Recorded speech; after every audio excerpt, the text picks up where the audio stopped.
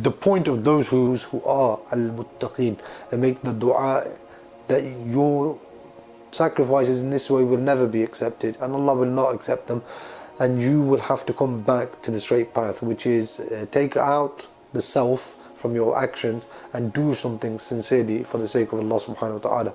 This is the month for it.